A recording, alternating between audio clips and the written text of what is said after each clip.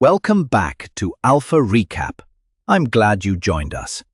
We closed out another busy trading day, and we've got a lot to unpack.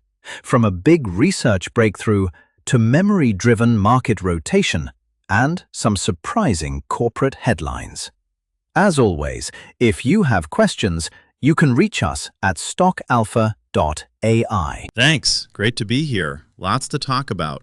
A mix of long-term R&D news and fast, liquidity-driven moves that changed who led the tape today. Let's start with the big technology story. IBM surprised the market with a sub-1 nanometer transistor announcement, and the stock jumped more than 5% intraday. That was the headline that seemed to reset who investors were watching in semiconductors. Right. It's a research milestone.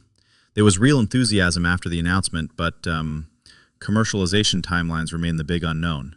Breaking the sub-1 nanometer barrier sounds huge, but turning a lab result into factory output is a multi-year process. So, what really stands out here is the distinction between research optionality and immediate revenue expectations. Exactly. Analysts will be watching for partner deals, foundry roadmaps, and capital spending plans. Those are the things that convert a discovery into a valuation re-rating. And while IBM grabbed headlines, another part of semiconductors quietly outran some of the usual big names. Micron overtook Meta and Tesla in market value today, as memory and component names got a lift. Yeah, that tracks. Micron's rise speaks to a rotation toward the parts that actually power AI data centers, DRAM and NAND. When the market refocuses on infrastructure, memory suppliers move up the cap table quickly. Honestly, I was a bit surprised by this one. It's a powerful reminder that leadership can change fast when the investment narrative shifts from software stories to hardware demand for AI. And then there was a very tangible, real-world data point tying component markets to consumer pricing. Apple raised MacBook and iPad prices and cited sharply higher memory costs. So this wasn't just an abstract wholesale market story. Consumers saw the pass-through. I mean, when you step back and look at this, it's textbook input cost pass-through. If memory prices stay elevated, original equipment manufacturers face a choice: absorb margin pressure or raise prices and risk softer unit demand. Right. And the other thing is index mechanics. As memory names re-rank, passive index flows can amplify moves in both directions. Exactly. When a company climbs in market cap, it can attract passive buying from ETFs and index funds, which can further boost the stock, and conversely, accelerate a correction if sentiment turns. Quick practical point. What should listeners watch to see if this is durable? Micron and other suppliers' pricing commentary, cloud providers' capital expenditure guidance, and any IBM follow-ups on commercialization, right? Yes, concrete DRAM and NAND price reads, supplier revenue outlooks, and any cloud capex signals would help validate sustained hardware demand rather than a short-term rotation. And the number that really caught our eye besides IBM's move, memory pricing being cited directly by a major OEM, that was the connective tissue today. Shifting gears. The tape also showed some odd microstructure and heavy activity that amplified intraday swings. A large Bitcoin futures ETF fell about 4% on very heavy volume, roughly 251 million shares, which created ripples. That's right. Heavy volume in specific ETFs can magnify intraday volatility. And when you pair that with active sessions in leveraged or inverse funds, you get divergent moves that are hard to navigate for normal liquidity. We also saw a small cap inverse fund trade down about 1.25%, while a semiconductor inverse fund was up about 0.9%. Little pockets like that matter for liquidity. And microcap action stood out too. One microcap printed about 1.3 billion shares and rose about 3% to 2 cents. Those kinds of volume spikes create execution risk and headline noise. Right. And there were some sizable block sales and insider moves that made headlines. A Paul C. Hilal-linked block sale of about $248.3 million increased Dollar Tree's floating supply, and a representative disclosed sales of General Dynamics and Intel which sparked story risk. Those corporate moves are important because they change supply dynamics and can pressure short-term price action.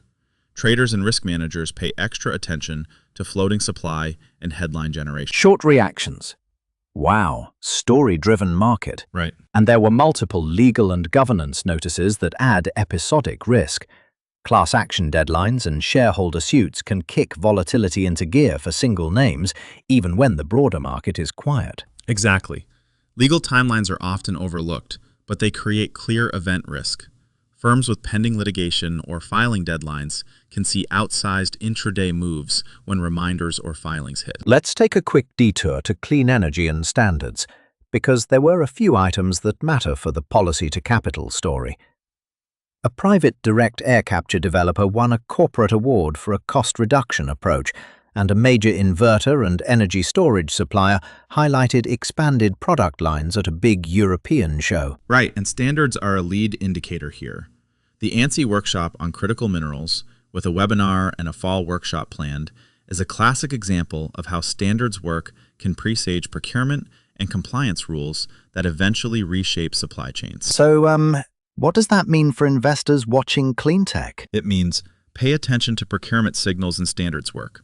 Those are often the policies that become purchase requirements for corporate buyers or governments down the line, which helps some suppliers and squeezes others. Moving into healthcare and corporate progress. A biotech reported positive Phase 2 biomarker results for an Alzheimer's program, and a real estate financing firm closed another affordable housing ground lease in Texas. Those are classic early de-risking signals. A positive biomarker read can attract partners or financing, but clinical outcomes in larger trials remain the real inflection points. Likewise, repeat deal flow in niche real estate models matters for valuation, but execution is the key. Short reactions.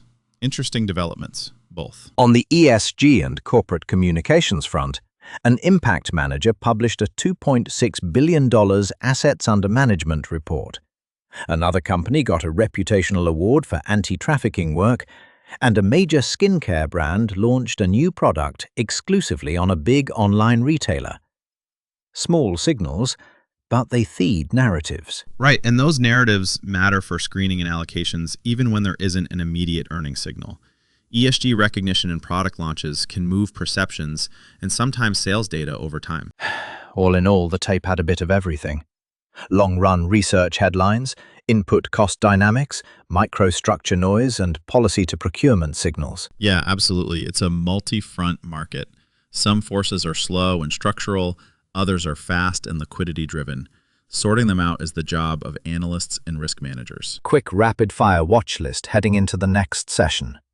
The ANSI webinar on critical minerals, memory supplier commentary and cloud CapEx queues, any IBM commercialization updates, and early retailer metrics on price changes for consumer products. And add legal filing deadlines and any insider block sale follow-ups.